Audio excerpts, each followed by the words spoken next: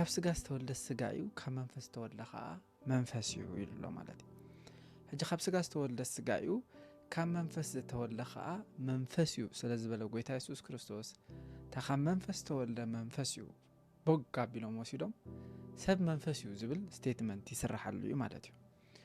እዚ ግን ኮምፕሊትሊ ከመጽሐፍ ቅዱስ ኣዝዩ ዝረሓቐ ናይ መጽሐፍ ቅዱስ ኣፈታት ሓዩ ማለት እዩ ልብ በሉ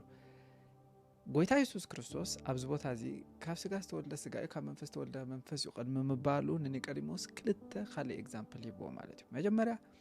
ሰብ ካብ ላዕሊ ክውለድ ኣለዎ ኢሉ ማለት እዩ ስለዚ ናይ መጀመርያ ጎይታ ኢየሱስ ክርስቶስ ዝሃቦ ዴፊኒሽን ካብ ላዕሊ ምውላድን ካብ ምድሪ ምውላድን ዝብል ክልተ ትውልድ ኣሎ ማለት እዩ ስለዚ እቲ ካልኣይ ከዓ ካብ ማይን ካብ መንፈስን ኢሉ ማለት እዩ እቲ ሳልሳይ ከዓ ካብ ስጋን ካብ መንፈስን ስለዚ በሰለስተ ኣብነት ገይሩ ንኒቆዲሞስ ሓንቲ ነገር ይኸረድኦ ደልዩ ዘሎ ማለት እዩ ኒቆዲሞስ ግን ኣብዚ ማእኸል ኮንቨርሴሽን ነዚ ናይ ኢየሱስ ክርስቶስ ሓሳብ ክርድኦ ኣይካለን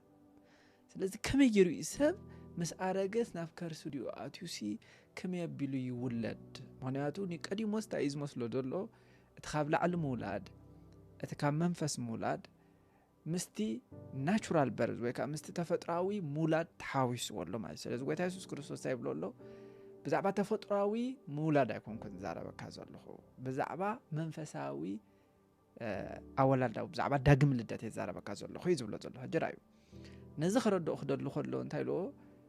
ካብ ስጋ ዝተወልደ ስጋ ኢልዎ ማለት እዩ ካብ መንፈስ ዝተወልደ ከዓ መንፈስ እዩ ሕጂ እታ ካብ መንፈስ ዝተወልደ መንፈስ እዩ ትብል ስቴትመንት ሰብ ካብ መንፈስ ዝውለድ መንፈስ ስለዝኾነ ሰብ መንፈስ እዩ ትብል እንተደኣ ትርጉም ሂብናዮ እቲ ካብ ስጋ ዝተወልደ ስጋ እዩ ዝብል ከዓ በቃ ሰብ ካብ ስጋ ክውለድ ከሎ ስጋ ጥራይ እዩ መንፈስ የብሉ ነፍሲ የብሉ ኢልና ክንትርጉም ክንግደድ ኢና ማለት እዩ ምክንያቱ ኮንሲስተንስ ክንሕሉ ክንክእል ኣለና ሰብ ግን ካብ ኣቡን ካብ ኣዲኡን ክውለድ ከሎ መንፈስ ዘለዎ ነፍሲ ዘለዎ ስጋ ዘለዎ እዩ ዝውለድ ማለት እዩ ነገር ግን እዚ መንፈስ ዘለዎ ነፍሲ ዘለዎ ስጋ ዘለዎ ሰብ መጽሐፍ ቅዱስ ስጋ ይብሎ እዩ ማለት እዩ እንጂ ስጋ ኢሉዎ ማለት ስቂሉ ፍሌሽ ጥራይ ወይ ከዓ ብዛዕባ ሶማ ኣይኮነን ዛረብ ዘሎ ማለት ብዛዕባ ሳርክስ እዩ ዛረብ ዘሎ ማለት እዩ ሳርክስ ናቹራል ዝኾነ ወይ ከዓ ካርናል ዝኾነ ሂማን ቢንግ ኩሉ ኣብዚ ምድሪ ዘሎ ሰብ መጽሐፍ ቅዱስ ስጋ ይብሎ እዩ ማለት እዩ ስጋ ይብሎ እዩ ማለት ንኣብነት ኣብ ዘፍጥረት ምዕራፍ 6 ፍቅዲ 12 ከይድኩም ተሪኢኹሞ ስጋ ዘበለ ኩሉ መገዱ ኣብ ምድሪ ኣበላሹ ነበረ ይብላና እዚ ስጋ ዘበለ ኩሉ ክብል ከሎ ሰብ ዘበለ ኩሉ ማለት እዩ እዚ ሰብ ዘበለ ኩሉ ከዓ እንታይ እዩ መንፈስ ዘለዎ ነፍስ ዘለዎ ስጋ ዘለዎ ኦኬ እቲ ካብ መንፈስ ተወልደ መንፈስ ከዓ the same concept is ወሃቦ ካብ መንፈስ ተወልደ መንፈስ ማለት ከዓ እቲ ካብ መንፈስ ዝውለድ ዘሎ መንፈስ ዘለዎ ነፍስ ዘለዎ ስጋ ዘለዎ እዩ ማለት እዩ ነገር ግን እቲ ካብ መንፈስ ዝውለድ መንፈስ ይኽብል ከሎ እንታይ ማለት እዩ ካብ ስጋ ዝውለድ ስጋዊ እዩ ማለት እዩ ካብ መንፈስ ዝውለድ ከዓ መንፈሳዊ እዩ ማለት እዩ ስለዚ እቲ ስጋ ኢልዎ ዘሎ እቲ ስጋዊ እቲ ናቹራል ማን ማለት እዩ እቲ መንፈስ ኢልዎ ዘሎ ከዓ እቲ ስፒሪቹዋል ማን ማለት እዩ ዳእምበር ካብ መንፈስ ዝውለድ መንፈስ ጥራይ እዩ ማለት ኣይኮነን ከምኡ ኣይትርጎምን እዩ ማለት እዩ ራእዩ ንኣብነት መጽሐፍ ቅዱስ ኣብ ዮሐንስ ወንጌል ምዕራፍ 1 ፍቅዲ 14 እቲ ቃል ስጋ ኾነ ይብሎ ማለት እዩ ሕጂ እዚ ቃል ስጋ ኾነ ክብል ከሎ በቃ ስጋ ኮይኑ በቃ መንፈስ ይብሉ ነፍስ ይብሉ ስጋ ኮይኑ ዝብል ትርጉም ኣይነወን ኢና ኮነ እንዲዩ ተቃል ስጋ ኾነ ማለት ተቃል ሰብ ኮነ ከመይ ዓይነት ሰብ ከማና ዓይነት ሰብ ኮነ ማለት እዩ ስለዚ ኢየሱስ ክርስቶስ ዝብሎ ዘሎ ኒቆዲሞስ ብስጋዊ ኣወላልዳ ተወሊድካ ኢኻ ሕጂ ከዓ መንፈሳዊ ክትከውን ኣለካ በመንፈሳዊ እንተዳ ክትከውን ኮንካ ከዓ ካብ ላዕሊ ክትውለድ ኣለካ መንፈስ ቅዱስ ናባኻ ክመጽእ ኣለዎ ዳግም ክትውለድ ኣለካ ኣባ ኣቦ ኢሉ ዝፅውዕ ናይ ወዲ መንፈስ ናብ ልብኻ ክለኣኽ ኣለዎ ሹ ሓሳብ ኣምላኽ ክርዳእካ እዩ እዚ መንፈሳውነት እዚ ዳግም ልደት እዩ ዳ ዝብሎ ዘሎ እምበር ሰብ መንፈስ ይኮነን ዝብሎ ዘሎ ጎይታ ኢየሱስ ክርስቶስ ማለት እዩ ትረዳም ስለዚ እዚ ካብ መንፈስ ተወልደ መንፈስ እዩ ዝብል መንፈስ እዩ ኣብ ኩሉ በቃ መንፈስ እዩ ጥራይ ማለት ዘይኮነ ካብ መንፈስ ዝተወልደ ሰብ ሕጂ ንኣብነት ከም ጳውሎስ ንሰብ ቆሮንጦስ ክዛረብ ከሎ ከም ስጋውያን እምበር ከም መንፈሳውያን ክዛረበልኩም ኣይከድነ ኢልዎ ሕጂ ራእዩ ከም ንስጋውያን ቶም ስጋውያን ኢሎም ዘሎ እንታይ እዩ ካብ ስጋ ዝተወልዱ እዮም ማለት እዩ ካብ ስጋ ስለ ዝተወለዱ በቃ ካብ ላዕሊ ስለ ዘይተወልዱ ስጋውያን እዮም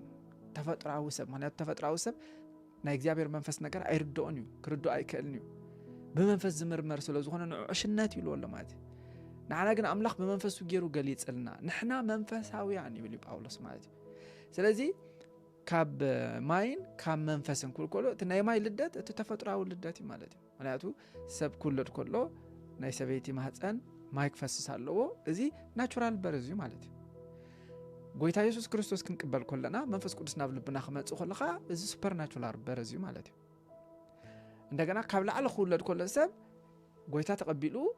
መንፈሳዊ ኾን ከሎ ካብ ላዕሊ ተወዲዱ ይባሃል ኖርማል ተፈጥሮ ኩልድ ከለኻ መሬታዊ እዩ ይባሃል ማለት እዩ ተቀዳማይ ሰብ ካብ መሬት ኮይኑ መሬታዊ እዩ ስለዝብል ስለዚ መሬታውነት ስጋውነት እዚኦም ነቲ ናቹራል በርዝ ዝገልጹ እዮም መንፈሳውነት ካብ ላዕሊ ሙላድ ካብ መንፈስ ሙላድ ዝብሉ ከዓ ነቲ ናቲ ሱፐር ናቹራል በርዝ ዝገልጹ እዮም ስለዚ ካብ ስጋ ዝተወልደ ስጋ እዩ ማለት ካብ ስጋ ዝተወልደ ስጋዊ እዩ ማለት እዩ ካብ መንፈስ ተወልደ መንፈስ እዩ ማለት ከዓ ካብ መንፈስ ተወልደ ሰብ መንፈሳዊ እዩ ማለት ዳ እምበር ካብ መንፈስ ተወልደ ሰብ እሱ መንፈስ እዩ በቃ መንፈስ እዩ ሰብ መንፈስ እዩ ዝብል ትምህርቲ ካብ ዮሐንስ ወንጌል ምዕራፍ 3:6 ክነውፃእ ንኽእልና እቲ ዓውዱን ከምኡ ኣይኮነን ዝዛረብ ዘሎ እቲ ዓውዱ ዝዛረብ ዘሎ ጎይታ ኢየሱስ ክርስቶስ ናይ ኩሉ ሰብ መስዋዕቲ ኮይኑ ከም ዝስዋዕ ሰብ ከዓ ነዚ መስዋዕቲ ነዚ ጎይታ ኢየሱስ ክርስቶስ ኣብ መስዋዕቲ ዝስውዖ መስዋዕቲ ንዑ ብምእማን ከዓ እንታይ ክኸውን ከም ዝኽእል ናይ ዘለኣለም ህይወት ክረክብ ከም ዝኽእል ዳግም ክውለድ ከም ዝኽእል ምክንያቱ ካብ ላዕሊ ክትውለድ ብግዲኡ ስለ ዝበልኩ ኻይሎ ግዴታ እዩ ቀዳማይ ልደት ኣለካ ማለት መወዳእታ ኣይኮነን እሱ ካብ ላዕሊ ክትውለድ ኣለካ ምክንያቱ ብቀዳማይ ልደት እንተዳ ተወሊድካ ብኸምኡ እንድሕር ሞይትካ ናይ ዘለኣለም ህይወት የብልካን you have to have life ምክንያቱ ጎይታ ኢየሱስ ክርስቶስ ዝመፀ ህይወት ስለ ዝኾነ ስለዚ ቀዳማይ ተወሊድካ ኢኻ ካብ ኣዴኻ ወዝኡ ኸሊሉ ሕጂ ግን ካብ ኣዴኻ ዘይኮነ ካብ ላዕሊ ኢኻ ክትውለድ ዘለካ ሽዑ መንፈሳዊ ትኸውን ሽዑ ከዓ ናይ ዘለኣለም ህይወት ወራሲ ትኸውን ማለት እዩ ንስኻትኩም ዘለኣለም ብሩኻት ኢኹም ሻሎም